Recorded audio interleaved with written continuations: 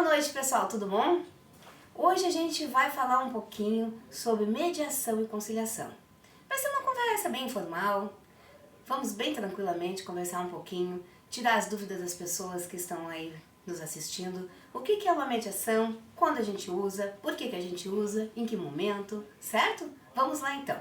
O que é uma mediação? Geralmente se faz com famílias, né? Uma mediação geralmente é familiar e depois eu vou explicar por que a diferença de mediação e de conciliação. Mas vamos começar com a mediação familiar. Mediação familiar é aquele momento onde um profissional capacitado, um profissional que estudou para isso, um profissional que foi treinado, ele vai, que é um terceiro, ele vai fazer uma mediação entre os conflitos de uma família. Conflitos esses quais são?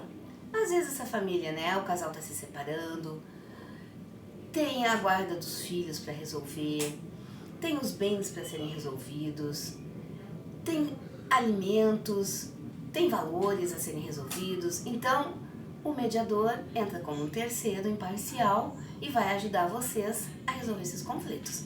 Então, como está ali?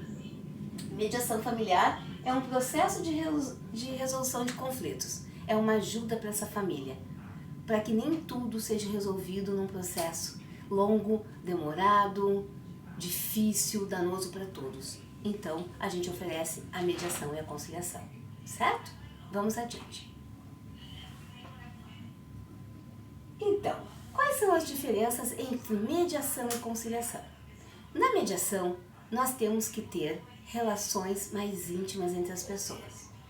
Por exemplo, famílias, vizinhos, pessoas nas quais eu convivo diariamente e tenho relações com elas. Na conciliação já é diferente.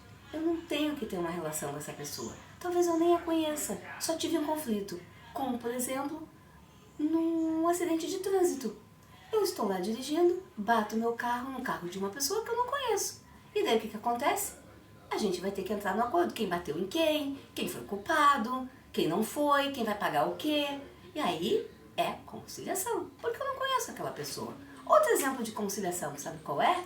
É quando a gente compra um objeto numa loja, um notebook, uma geladeira, um telefone celular, e esse bem vem a dar um problema. E aí, em vez de eu abrir um processo contra essa loja, contra esse vendedor, então eu vou lá e vou pedir para alguém fazer uma conciliação, que é esse terceiro capaz, esse terceiro que tem preparo para isso, vai fazer o quê? Uma conciliação entre as partes. Vai ajudar então essas pessoas a resolverem esse conflito de forma rápida, célere e sem muita burocracia. Porque o judiciário hoje está sobrecarregado. E a melhor opção então são as conciliações e as mediações. Vamos adiante? Então nós temos a mediação judicial e a mediação extrajudicial. O que é uma mediação judicial? Uma mediação judicial é quando lá no judiciário, nomeado muitas vezes pelo juiz, ou muitas vezes lá nos esperando já tem, né, um núcleo para isso, a gente vai fazer uma mediação dentro do judiciário. Né? Ali já estão as pessoas preparadas, já estão as pessoas esperando, a gente vai marcar, é como se fosse uma audiência, e a gente vai tentar fazer a mediação. Lá nós vamos resolver os conflitos. Um terceiro, capaz, treinado, vai ajudar vocês então a resolver esse conflito. E extrajudicial? Extrajudicial é esse mesmo profissional treinado, capaz, mas que vai ser feito fora do judiciário. Por isso se chama extrajudicial. Mas, depois das partes acordarem, elas precisam homologar no judiciário. Mas está tudo resolvido. Homologou o acordo tem que ser cumprido. Só que ele é extrajudicial, não está dentro do judiciário, certo? Para quem nunca ouviu falar, então estamos esclarecendo essa parte. E aí então temos as regulamentações e os princípios de uma mediação. Nós temos uma lei, que é a Lei 13.140 de 2015, que ela nos traz todas as diretrizes de como devem ser essas mediações e essas conciliações. Eu peguei alguns princípios e algumas questões que são importantes para a gente falar sobre isso. Então, são elas. No artigo 2º dessa lei, está escrito o seguinte, tem os seguintes princípios, né?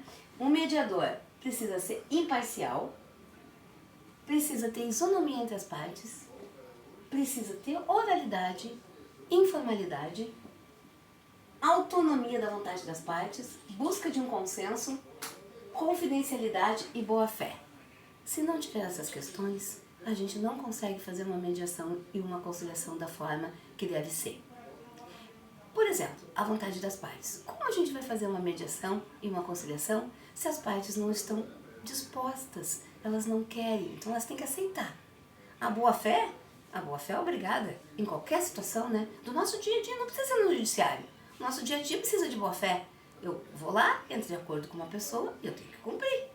Né? Então essas coisas são alguns princípios que precisam estar muito bem estabelecidos numa mediação e numa conciliação, certo? Vamos adiante. Quais os benefícios de uma mediação familiar, por exemplo? Os benefícios é que de forma mais rápida, de forma mais resolutiva, a gente vai conseguir ajudar as famílias a entrarem em um acordo. O que acontece, né? Muitas vezes essas famílias, elas não querem romper os vínculos. Existem vínculos afetivos entre elas que não querem ser rompidos. Então, entram em conflito, mais para manter esse vínculo do que realmente para resolver alguma questão financeira, alguma questão de bens, de guarda de filhos. Usa-se, né, desse fator para que se mantenha esse vínculo. E aí um bom mediador, uma boa mediação vai ajudar a pessoa. Não só vai resolver a questão judicial, como também resolver algumas questões que estão aqui abertas, machucadas, que precisam ser resolvidas. Então a mediação serve para as duas coisas. A conciliação também vai servir, porque muitas vezes também nessa conciliação vão ter algumas pecuinhas que ficaram, né? Tu bateu no meu carro, tu estava no celular, não, eu não estava, quem estava era tu. E a gente também vai ajudar a conciliar isso. Então, por isso que são os benefícios que a gente tem da conciliação e da mediação. Vamos adiante? Quem pode ser mediador? Mediador é um profissional capacitado que fez um curso que é específico, oferecido por alguns locais. Então tu vai lá, tu faz esse curso e aí tu está capacitado, tu vai ser treinado, tu vai ter a parte teórica, vai ter a parte prática, onde tu vai aprender de forma imparcial a conseguir manter com que as pessoas tenham um diálogo, com que as pessoas entrem num consenso, né? Então, para realizar esse tipo de trabalho, precisa de capacidade técnica.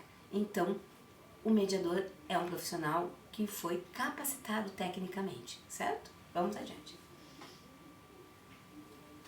Quais são as características do mediador familiar? Um mediador, para ser um mediador familiar específico, ele precisa ter algumas características. Não basta eu ir lá e dizer, eu quero ser um mediador familiar, mas eu tenho essas características para estar fazendo esse trabalho, mesmo que eu faça o curso. Eu sou predisposto a isso, então a gente precisa olhar um pouquinho, dar uma pensada se realmente é isso. E aí, então, tem algumas características. Precisa ser colaborativo para a resolução desses conflitos, precisa ter uma comunicação efetiva, precisa focar no interesse das pessoas, que cada pessoa tem de interesse ali, precisa focar. Precisa ter confidencialidade e imparcialidade. Confidencialidade é saber que tudo que foi conversado naquele local não pode ser estendido para fora, né? Eu preciso manter um sigilo, preciso de ética no meu trabalho. Eu não vou sair dali e numa roda de café contar que hoje eu fiz uma mediação com fulano de tal, né? Que estava assim, assim. Às vezes as pessoas se conhecem, então a gente precisa ter uma confidencialidade, manter um sigilo, né?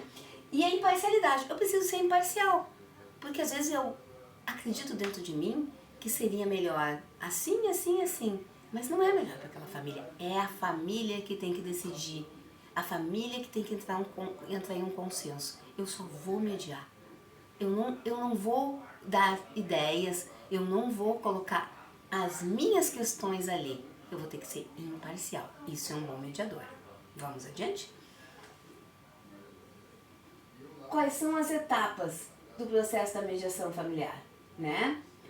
Primeiro, né, para dar o início, eu preciso escolher o mediador.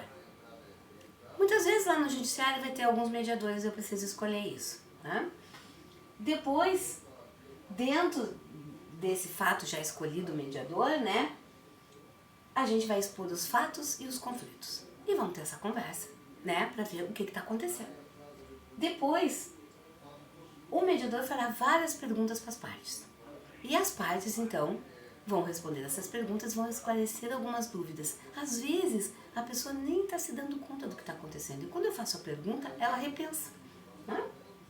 Então, chegando a um consenso, as partes e o mediador farão um acordo escrito. Esse acordo escrito vai ser homologado pelo juiz. Certo? Vamos adiante. Então, para a gente finalizar, mediação é sempre a melhor opção. Certo?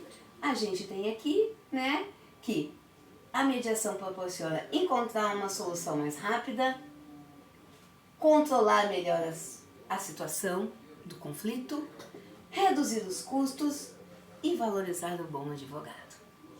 Tá? Boa noite, espero ter ajudado.